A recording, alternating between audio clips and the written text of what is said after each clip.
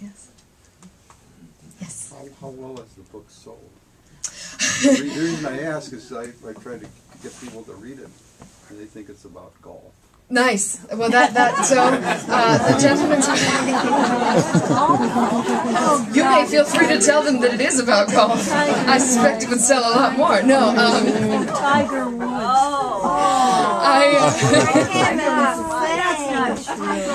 Oh no! It's there's been a there's been right the Tiger's Wife, not a golf story. No, non-sports related. There's so actually it's funny that you say that because so the question was about how well the book has sold and a related comment about trying to get people to read it or not, or trying to explain to people that it's not a golf story. When I during the hardcover tour, I went to Politics and Prose in Washington D.C. and was told that that people had been coming in all because they had a poster of like my face. And the Tiger's Wife. So, and I'm blonde, and, Elin, Tiger's ex-wife, is blonde, and, from a distance, I guess. So, people have been coming in all day and saying, when is Tiger's Wife coming to read? And, so Mark, who owns the bookstore, had to make this announcement at the beginning of, like, who's here to hear Elin read, because that's not her, that's not what the book is about. And like some people laughed.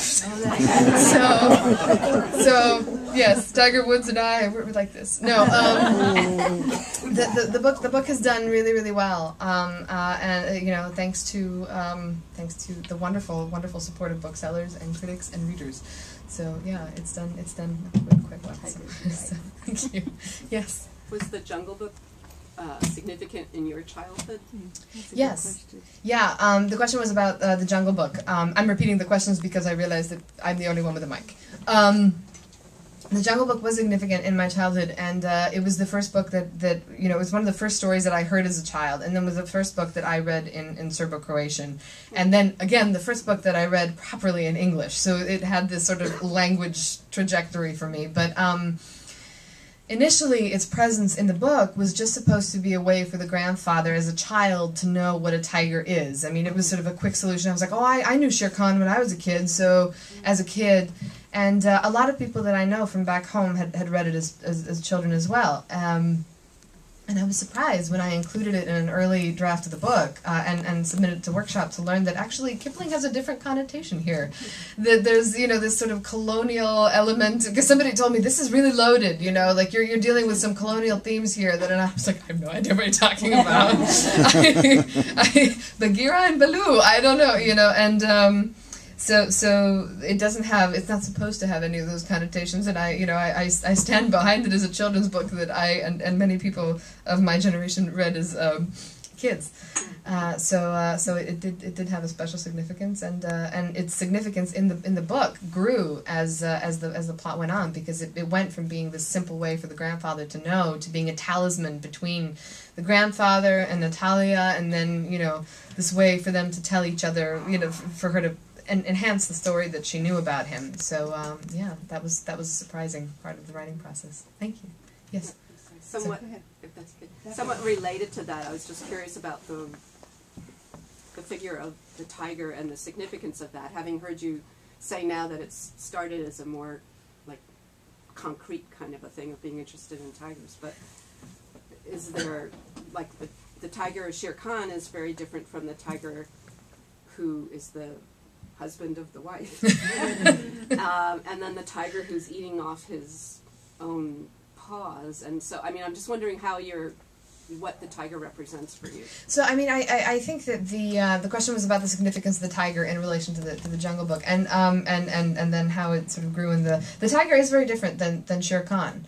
And I think that ended up being something for the grandfather to feel conflicted about, because the tiger to him in childhood as a literary villain, and then wanting so much to connect with this animal that is clearly, growing and growing and growing in stature as a legend in this village, he feels conflicted about that. But for me personally, it really was all about the image of a tiger in the snow. I think that it's a really powerful thing, and the tiger and the image, but also the snow, and it was snowing, so there's a lot of snow in the book. I'm sorry. I think that, there's something really jarring about it. It makes no evolutionary sense to have this orange animal that quite comfortably inhabits a white environment. So that's where it came from. Thank you. Yes, and then... I read the book. I really loved it. Thank you for coming to talk about it. Thank you. So I have a couple of questions, mysteries that I would want to have your opinion on. Mm-hmm. And it's the relationship between Talia and Zora. Okay. Were they just colleagues? And they seem to be just colleagues. And then secondly, the Deathless Man. I would love for you to talk about that inspiration and Sure. what that means to you. Sure. Yeah, Natalia and Zora are colleagues and childhood friends. And their relationship is one of the relationships that felt emotionally closest to my life. I have a childhood friend who still lives in Serbia. She's a doctor there, and our moms were friends as well and pregnant with us simultaneously. So it's sort of like a prenatal friendship. And she actually was very significant in lending accuracy to the doctor portions of the book, because she was going through medical school at the same time I was writing it, so her anecdotes were frequent and vivid, it was really through her anecdotes that I realized that the characters had to be doctors, because in the Balkans, based on her frustrations, it seemed that she was often towing the line between medical reality and then superstitions and traditional medicine, and she was constantly trying to fight a battle with people. Not all people, but some people. The Deathless Man is actually based on an archetype from Slavic and German folklore. Not Koschei the Deathless, which some people bring up, but I see no one here about that. So, okay, because sometimes people immediately put their hands down because he's generally in these very short folk tales that are to the point and loaded with very direct morality that's all about, you're gonna die, embrace it, he usually is a village idiot who traps or tricks or disgruntles death in some way, and is then punished either with immortality or immediate death. And because of what I was going through with my grandfather's death, I was very curious about what circumstances, immortality could possibly be a punishment under. So that's how he came about. And originally he was supposed to be this really, really sinister figure, and I think that in early versions of the book he had a dark coat and a dark hat and was always dressed in black and skulking around corners with an axe over his shoulder, because I thought, ooh, he's not death, so he doesn't have a scythe, he'll have an axe, and he was supposed to be quite, and my relationship to him changed because a lot of my writing of the novel happened really, really late at night, and my desk faces a corner, and I would be writing, and I'd write "Death walked in the room," and be like.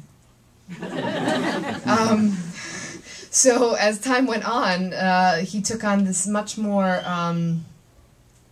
sympathetic, funny air, and he had this funny way of talking, and he was constantly being mistreated by the people he was trying to help, and that was a surprise too. Yeah.